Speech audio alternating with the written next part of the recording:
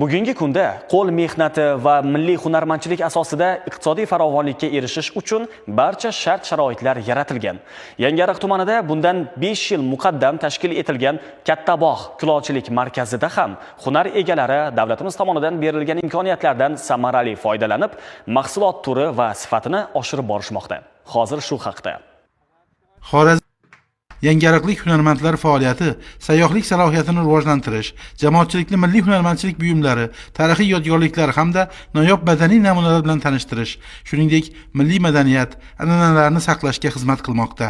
Asosiysi, bundan 5 yil oldin faoliyat boshlagan ushbu markazda oldin 10 turga yaqin mahsulot tayyorlanayotgan bo'lsa, hozirgi kunda mahsulotlar soni 100 turdan oshganligi eng muhim jihatlardan biridir.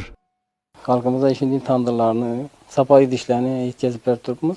Zakazlarımız şu 10-15 ta şahitimiz var. Evvel bizde de imtiyaz yok idi. Gaz, sivit, derekli imtiyazlarımız var. Çelgüsüde şahitlerini çöpeltirip, mahsulatlarından çöpeltiriş niyetimiz var.